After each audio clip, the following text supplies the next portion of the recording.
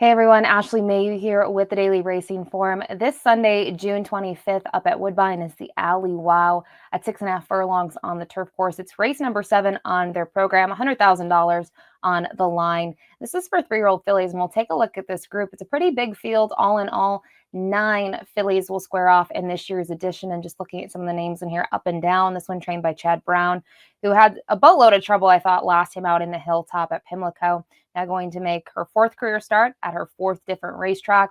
The 6 Mohawk Trail, we'll talk about this one a little bit more in detail. Really impressed with that most recent effort at Horseshoe Indy. The 7 Last Call, this one trained by Kevin Attard, was just second best last time out behind Rider, who draws to the inside in here. 3-1 on the morning line, was just very impressive in the Ruling Angel last time out. Drew off kind of for fun in the stretch. So great addition this year. We'll get right to it with the number 1 Star Candy. This one trained by Mark Casse. Comes in here fresh off a win sprinting though on the turf, going 5 ace. In terms of trips, split the field, kind of mid-pack early on and made a late run. In terms of her figures, they haven't been the most impressive. I think they, when you look at those, it's sometimes tough to read. Now, she did break her maiden in a race last time out against maiden special weight competition. That was for 3 and up. But I just look at her and I think the connections have had high hopes for her. You see on debut, she was second, and they put her right in that grade 1 Natoma, which wasn't a huge field, but it was a field of 8. She didn't fare well, and you can see one more start in her 2-year-old campaign. So it was nice to see her start her 3-year-old campaign with that maiden victory. The number 2, Secret Money. This one out of the Brendan Walsh barn. Interesting to see Jareth Loveberry coming to town. And we're going to take a look at that effort 2 starts back at Keeneland. Now, I know he wasn't aboard, but he did ride this one last time out to a win as well. But looking at Secret Money here, on the outside, you can see the red cap, post position 12 in a 5.5 furlong event at Keeneland. And she certainly had work to do in the stretch to kind of get this job done. The 5 on the rail was being quite game as well, but I thought the way that she strided home was quite nice. And then, as I mentioned, Jareth Loveberry did ride her last time out at Churchill to another win, and she got a very similar trip where I think she's, really liked 5.5, but looking at her running style, 6.5, I think will really be a great distance for her.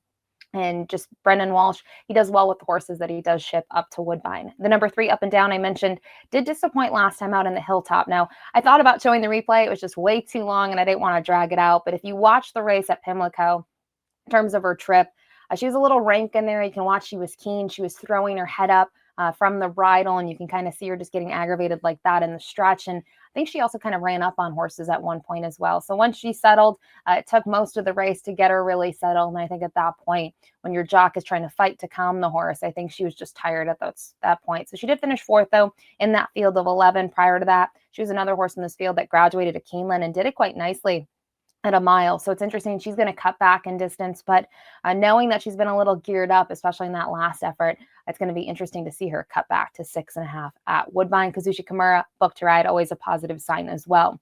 The number 4, Renegade Rebel, another one trained by Mark Casse, just didn't have really anything to offer in the Ruling Angel last time out. They took her to Turfway 2 starts back in the Bourbonnette Oaks. And again, similar things have happened in those last 2. She's been forwardly placed, and she's just tired. She's kind of dropped anchor coming into that final turn and end of the stretch. So they are going to cut her back. They're going to get her on the turf for the first time. And it seems like since that most recent effort, she's got a good work, but she did have a good work going into her last race as well. So it's just a little tough to know what to make out of her. But I think, potentially now sprinting as a 3-year-old on the turf, maybe it'll help her chances. The number 5, Collecting Flatter, this one out of the Josie Carroll barn, another one that exits the Ruling Angel, a key race. She was part of the pace scenario going 7 ace on that day, and another one that tired in the end, but you have to kind of, read into her defeat. She was defeated by 9 lengths, but the winner, Rider was clear by 7. So she really wasn't far off from kind of getting in the top 3 there. Thought it was a good effort. It's obviously not great to see Kazushi Kimura go to another horse, but Luis Contreras also rides for Josie Carroll quite a bunch and has been on this filly before and actually rode her on debut when she was able to graduate. So her best races, they have come when she's been close to the front. Looking at her, though, she does have a really nice 6.5 furlong effort at Woodbine that was in the Catch a Glimpse, where she was 3rd behind some nice horses such as Cairo Consort, who we know will later be sold and make her way to the States from Canada. So she's intriguing. She might be a little bit of price in here, maybe one to use underneath. The number 6, Mohawk Trail. This one at the Kelsey Danner barn. I alluded to it. I wanted to show that replay of that most recent effort. I thought she looked really impressive at Horseshoe Indy. And you look at it here, The 6 ends up being the winner, but she's the number 4 in here. She's going to get boxed in, really kind of runs out of racing room here, trying to angle out, but the other two are still kind of dueling it out on the front end. And I think in terms of trips, Safine just gets the better trip because this one was outside in the clear. And so I can make excuses for her, but I still think, regardless if you want to make those excuses or not, have to be really happy with that stakes effort. And prior to that, she was third in the Sanibel Island at Gulfstream. Just a really consistent type who I think has a big shot. She's 8-1 on the morning line. I think she's going to take a lot of play, and it's good to see Adam Beschizza, rode her last time out at Horseshoe Indy, planning to come up to Toronto to ride her in this stakes race. The number 7, Last Call. Out of the Kevin Attard barn, was just second best, as I mentioned earlier, behind Rider. Prior to that, it's been racing the Juvenile Fillies turf and finished 6th. So still in that kind of top half of the field when everything was said and done. Won the Natalma, and let's point that out, won the Natalma as a maiden. In terms of the depth of the field, Cairo Concert and G. Laurie, probably the two big names in there, were defeated and ended up being second and third best. But this was a long shot. Not too often do you see Kevin Attard in stakes races at 21-1 with a horse like that, but it was a maiden. She was able to graduate, and since then, I think she's raced fair. She raced pretty well in those last two. She's going to be interesting, though, making that second start off the layoff. Rafael Hernandez has ridden her just about all of her starts. Is going to team up with her again. The number 8, Fearless Angel, another one out of the Mark Casse barn, comes out of the Star Shoot, where this one was finished 7th, beaten by 4 lengths. Prior to that, last year, I think she kind of raced well in all of her starts. She was able to graduate. She did that very nicely on the turf course at 7 Ace.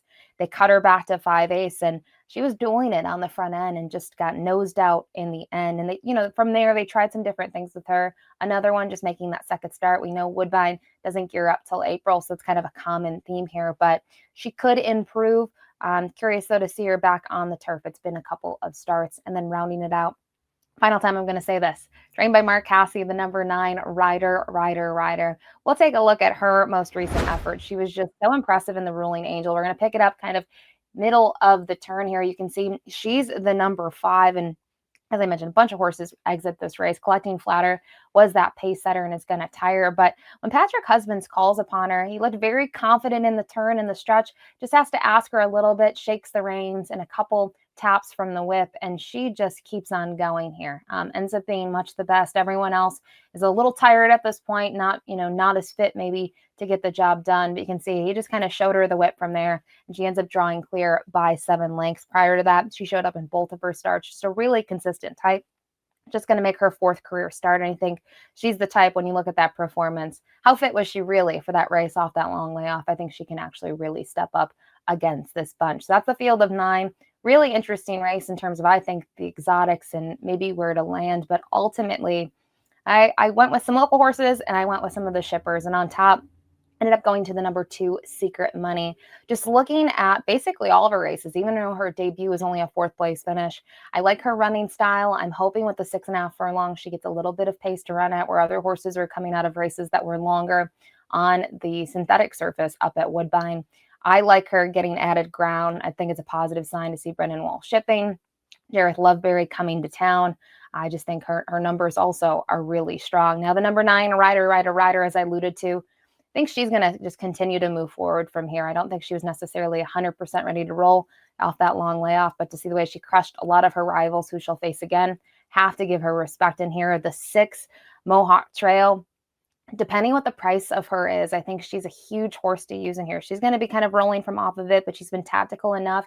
Kelsey Danner has had, instructions probably to have her a little closer to the pace in some of these races, and it's worked out well for her. And just knowing that she just didn't get the best of trips last time out, but still was flying in the stretch, I think is a huge positive sign.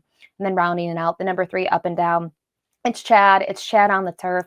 I think this filly had some trouble and some issues in the hilltop, and hopefully the cutback, if she wants to be keen, the cutback and distance should really help her, and maybe she'll be able to get a part in here, if not even, a bigger piece than that. But Secret Money ends up being my top pick in this year's edition of the Alywow. Best of luck.